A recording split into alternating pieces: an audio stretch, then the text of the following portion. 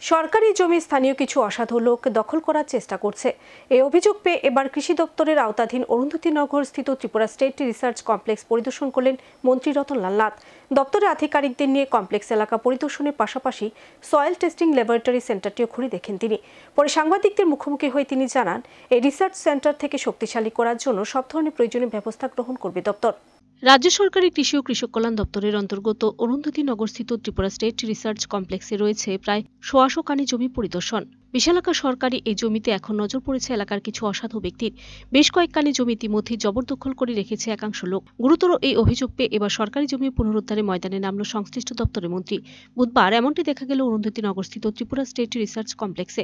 এদিন ডক্টরের সচিব অপূর্ব রায় ও অধিকর্তা শরবিন্দু চৌধুরী সহ অন্যান্য আধিকারিকদের নিয়ে মন্ত্রী শ্রীনাথ পরিদর্শন করলেন কমপ্লেক্সের একাংশ এলাকা। কমপ্লেক্সের বিভিন্ন এলাকা পরিদর্শনের পাশাপাশি এদিন মন্ত্রী ঘুরে দেখলেন soil testing laboratory সেন্টারটিও।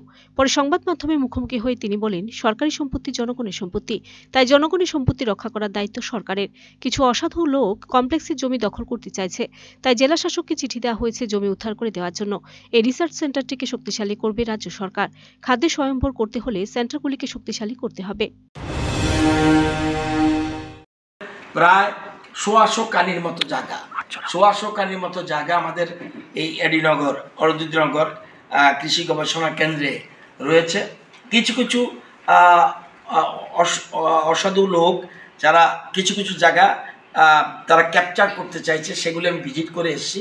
Immediate DM এবং এসডিএমকে আমরা চিঠি দিয়েছি যাতে আমাদের জায়গাটা আইডেন্টিফাই করে দিয়ে দেয়, এবং আমরা পুরো জায়গাটা আমরা বাউন্ডারি ওয়াল দিয়ে করবো। আমরা শুধু এটা নয়, আমাদের যতগুলি অর্চার্ড আছে সেগুলিকে আমরা সরকারের সম্পত্তি, এটা জনগণের সম্পত্তি, সুতরাং এই সম্পত্তি কারো ব্যক্তির নয়, সুতরাং জনগণের সম্পত্তি রক্ষা করার দায়িত্ব আমাদের রয়েছে।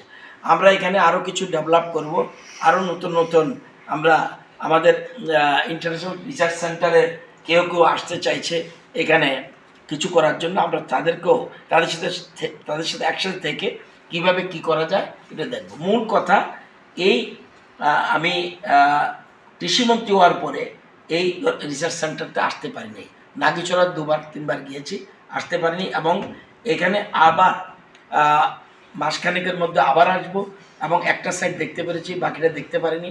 এখন এখানে কি হচ্ছে এই জিনিসটা আমরা ডকুমেন্টারির মাধ্যমে সবটা জেনে নিয়েছি।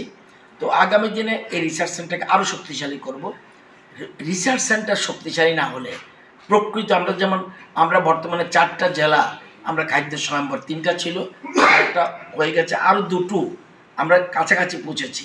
সুতরাং কৃষি গবেষণা কেন্দ্রগুলিকে আমরা আরও বেশি গুরুত্ব দেব, এবং তাদের আগামী দিনে কি কি করা যায় সেগুলি আমরা চেষ্টা করছি। Video report search India channel.